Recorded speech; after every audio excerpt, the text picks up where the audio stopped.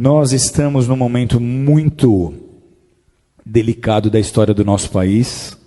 Talvez não haja em nossa história um momento tão preocupante como esse aqui. Nós temos visto, nos últimos anos, o país mergulhando numa crise moral. É uma crise financeira, é uma crise política, mas antes de qualquer coisa, ela é uma crise moral. Você que fez o módulo História da Igreja comigo, você já tem mais fundamento e mais discernimento, porque eu te trouxe informações das raízes da maioria dos partidos de esquerda. Eu não consigo entender líderes evangélicos que se dizem marxistas ou socialistas. Por quê? Eu já contei essa história aqui inúmeras vezes. Eu sou descendente de russos e polacos que fugiram da Revolução Comunista em 1917. O meu avô chegou aqui no Brasil 2 anos antes. Meu bisavô, já crente, correu de lá. Por quê? Porque essa revolução, ela implantou o comunismo em muitas nações, como Polônia, como Ucrânia, como Romênia, entre muitas outras, e simplesmente eliminou, extirpou, extinguiu as religiões onde quer que essas nações estejam sendo dominadas. Eles prenderam pastores e eles mandaram pastores para Sibéria para morrer de frio, para serem torturados e morrerem congelados. O bloco da União Soviética, ele mergulhou numa densa treva espiritual, numa densa escuridão espiritual por 70 anos. Você chega na Rússia hoje e tenta pregar o evangelho, as pessoas não têm ideia nem de que seja Jesus. E essa filosofia é a filosofia que move todos os partidos de esquerda. Os ideais desses partidos são os mesmos ideais de Karl Marx, são os mesmos ideais de Engels. Na loucura das suas ideias revolucionárias, eles começaram a pregar e a ensinar que a desigualdade social que eles deveriam combater começa na família. Eles começaram a dizer que antigamente, se você lê a literatura que fundamenta as ideias desses partidos, eles começaram a pregar que a desigualdade social ela começa na família, porque lá atrás, segundo eles, quando nós viemos dos macacos, não havia marido e mulher. Todo homem era de toda mulher era de todo homem, e os filhos não eram de ninguém, os filhos eram de todos, como os animais. E todos dividiam e compartilham tudo aquilo que eles tinham.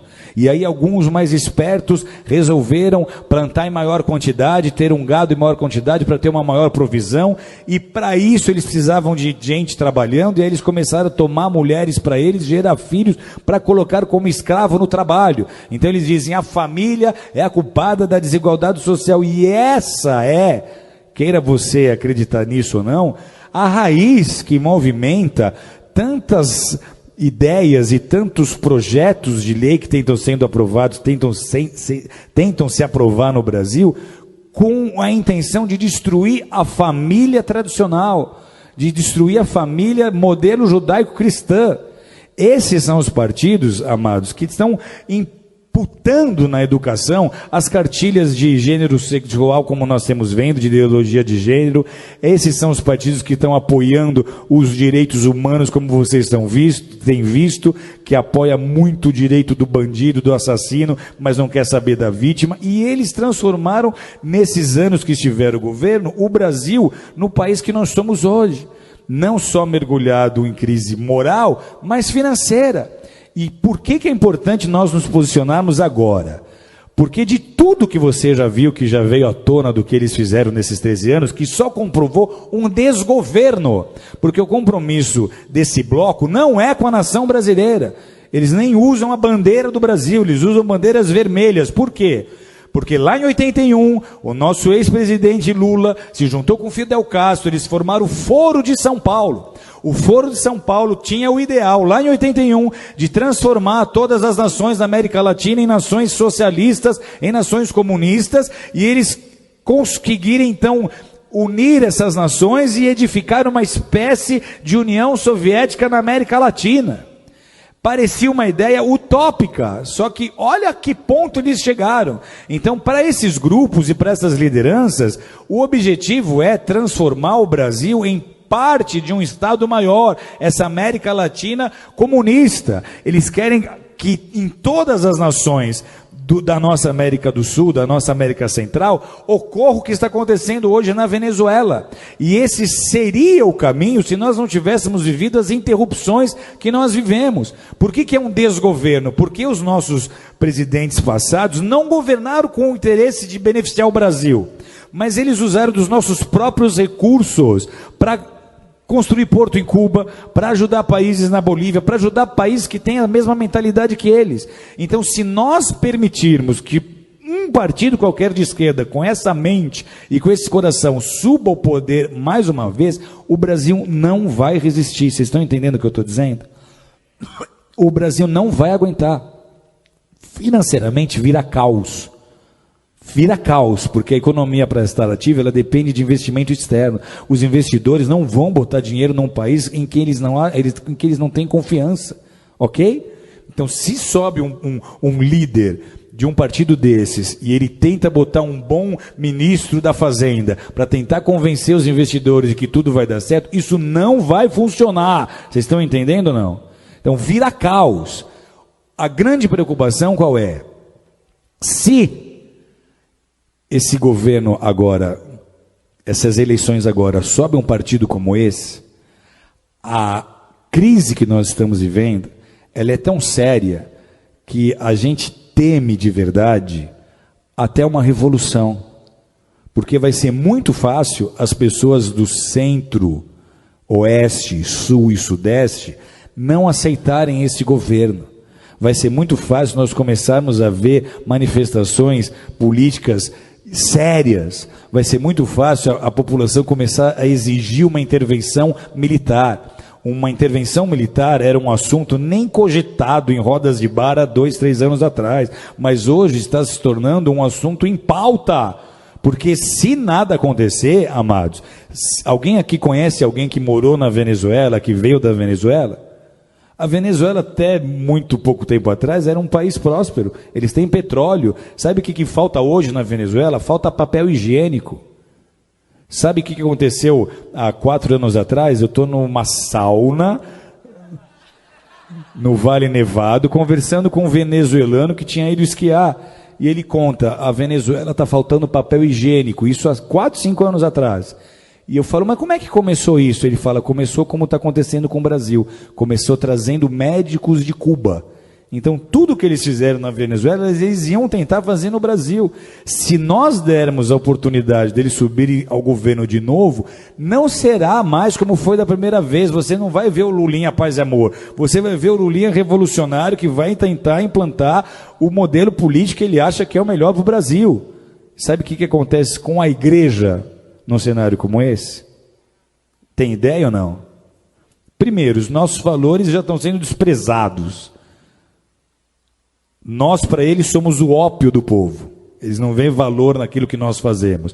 O marxista raiz, ele é ateu. O evangelho para ele não significa nada. Ok? Então, para a igreja, esse é o pior cenário possível. Deus está no controle, sempre esteve e sempre estará. Mas a gente transforma uma nação com oração e com consciência na hora de votar. Em 1979, eu estava entrando no exército e comecei como soldado e depois como cabo e cheguei até sargento do exército. E no exército eu tive acesso a um livro e esse livro eu já li várias vezes. O nome do livro é Torturado por Amor a Cristo.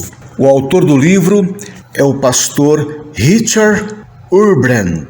Eu tenho a 5ª edição deste livro. Veja bem, o livro que eu mais amo na minha vida é a Bíblia Sagrada. Mas o exemplar mais antigo da Bíblia Sagrada que eu tenho tem cerca de 25, 26 anos. Mas o livro Torturado por Amor a Cristo, eu tenho ele desde 1979. Há 41 anos. Interessante é que eu, como escritor, já publiquei mais de 30 livros. E muitos dos livros que eu já publiquei, eu não tenho nenhum exemplar deles mais. Esse livro, Torturado por Amor a Cristo, é muito importante para mim, porque ele fala do comunismo. Na contracapa deste livro está um pequeno relato do seu conteúdo. Vejamos, abre aspas. Crentes eram pendurados em cordas de cabeça para baixo e açoitados tão severamente que seus corpos balançavam de um lado para o outro sob a força das pancadas. Eram colocados em refrigeradores, celas refrigerantes, tão frias que se formava uma camada de gelo na parte interna. Eu próprio fui jogado em uma dessas celas com bem pouca roupa. Médicos da prisão observavam-nos através de uma abertura, até verem sintomas de morte por congelamento. Nesse ponto davam um sinal e os guardas nos tiravam e então éramos aquecidos. Quando já estávamos adquirindo calor, éramos imediatamente colocados de novo nas células congeladoras e isto repetidamente. Descongelar, depois congelar, até 1 ou 2 minutos antes da morte. E então descongelar novamente. Isso continuava indefinidamente. Até hoje, algumas vezes não suporto abrir um refrigerador. Fecha aspas, disse o autor do livro, pastor Richard Urban. Nós estamos na iminência da volta do anarquismo, do comunismo, do esquerdismo no Brasil. Se nós não tomarmos todo o cuidado do mundo para que os comunistas não assumam o poder.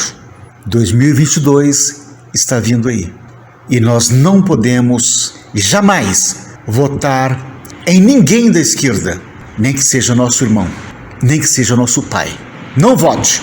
Comunismo, nunca mais.